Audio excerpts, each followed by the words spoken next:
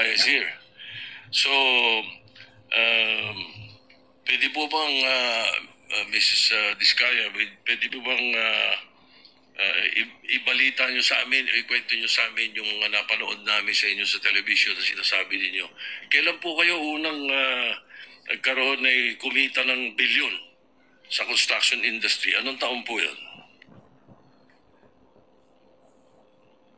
Good morning po.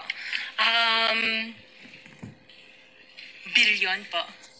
Opo, kwento nung, narinig po namin sa television, sinasabi nyo sa interview nyo dahil tinanong kayo kung anong naging gateway para gumanda ang buhay nyo. Sabi nyo kayo hindi naman nakakaangat ng araw.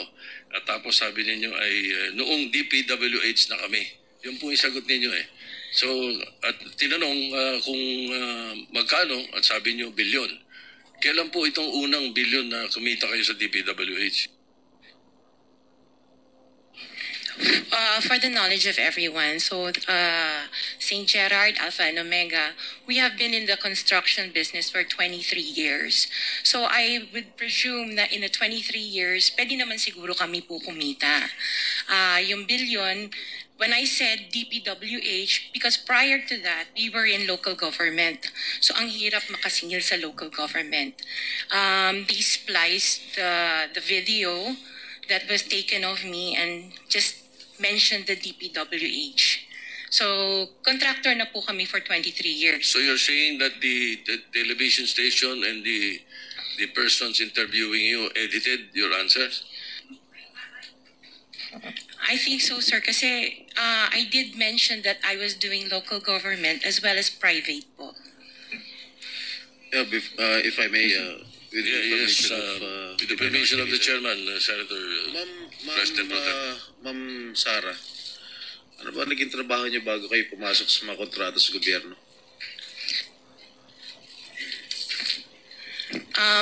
My father was a contractor before.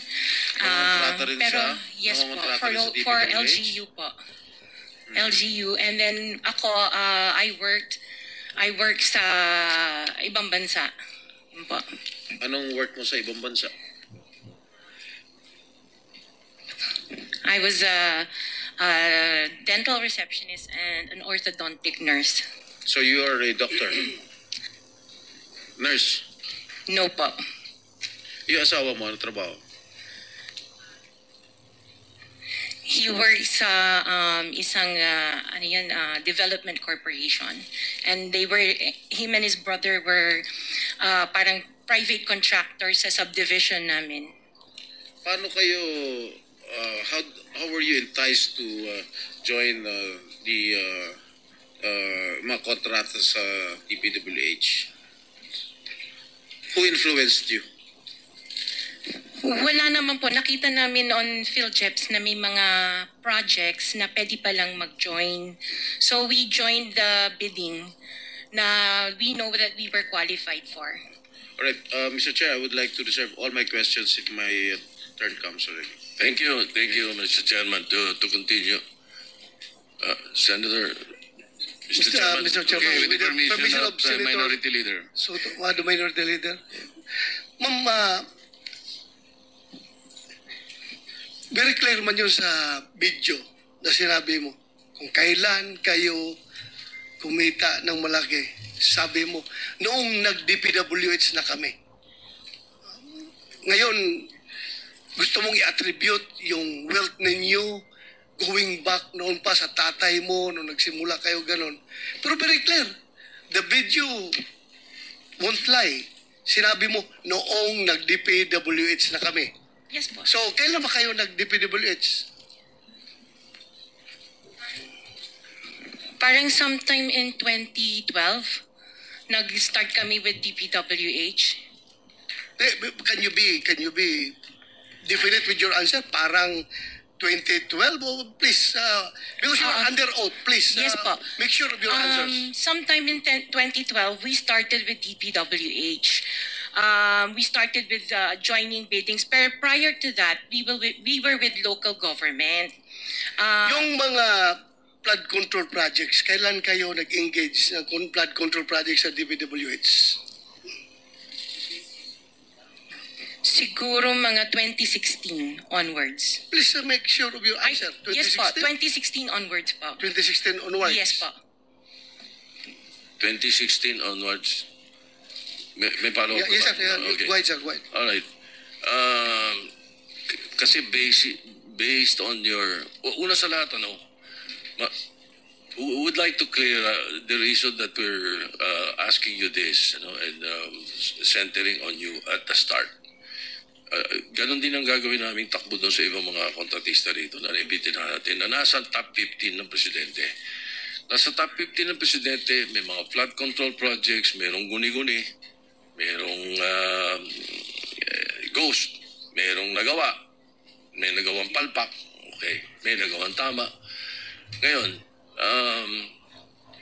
tapos narinig namin yung kwento sa television na tungkol doon sa sinasabi nyo na napakarami ninyong kinita at ika nga sa DPWH to 2016 kayo nag-umpisa sa DPWH, pero yung mga pinakitang mga sasakyan ninyo ay 2022, 2025, 2024. So lately yung matindi, hindi po ba, na mga income ninyo? Mga anong taon kaya sa tingin ninyo? What year would you say that you were able to engage or be able to get projects from the DPWH for flood control projects? What year? Yun nga po, nag-start kami makakuha ng pailan-ilan, pero 2016 po onwards. Po, yes. 2016 onwards. In 2017, how much did you pay the BIR on your income tax? Sorry, I don't have the data on me right now kasi I have an accountant that handles that. Or I can get it for you. If Yes, please. May we request that Yes po. we find out how much your income taxes were paid from that time, 2016 to the present. No? Okay. All right. Now, Mr. Chairman, in 2015, St. Gerard, which you own also, no, Mrs. Discaya, was suspended by the DPWH. In 2020, they were blacklisted by the DPWH. However, St. Gerard's pickup license was renewed and is valid from July 1, 2023 to January 28, 2026. For St. Timothy, which you also own, it was found out by the President that the 2023 Bulacan River project amounting to 96.4 million was deemed completed even in more than 200 meters of revetment were not built. St. Timothy's pickup license was also renewed 2025 to 2027. So, Engineer Takay, what is the basis for the renewal despite the issues in their previous projects? Sir? Mr. Chair? Engineer Takay, can you not answer? You're the chairman. Bakit itong executive director ang pinasasagot niyo na pinasasagot?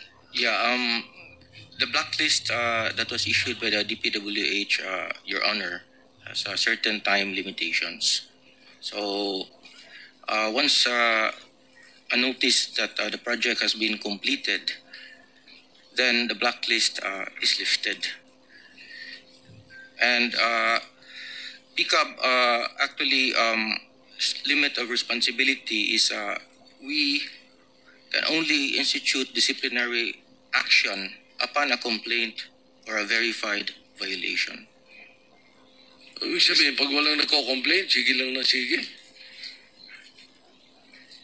Mr. Chair. That is the limit of our responsibility, Your Honor. The IRR, Section 4.2, states that disqualification under letter CA, involvement in any construction, malperformance of grave consequence, pickup under this section, hindi sila, Are they not disqualified for renewal? The blacklist, Your Honor, is issued by the DPWH. If the blacklist is lifted by the implementing agency, then their licenses can be renewed. However, we also have another mechanism that if there is a verified complaint or complaint from the LGUs or from the implementing agency, then we hear the case and then apply the penalties that are commensurate to the offenses that are being committed. For example, Your Honor, the DOLE reports to us a lot of infractions that are committed by contractors, such as unlicensed contractors implementing construction work, unsafe practices resulting in the death of people in the workplace, and we act upon that immediately. In fact, Your Honor, we submitted, upon the request of the BIR, we submitted last July 25 our transmittal regarding the request for the documents of the construction group of Vizcaya, because if and when the Bureau finds out that their papers are not actually compatible to the papers that are submitted at the PCAB, then we will suspend or revoke all of their licenses automatically because there is now complaint. And we have communicated with the Bureau. In fact, I have met with Commissioner Lumagi once, and we have responded to their letter. And along with our letter, we have submitted reams of documents for the Bureau to review, Your Honor. Mr. Chair, Mr. may Chair, I with interject? Wait, before Minority Leader. Before we proceed, let me acknowledge first the presence of our Majority Leader,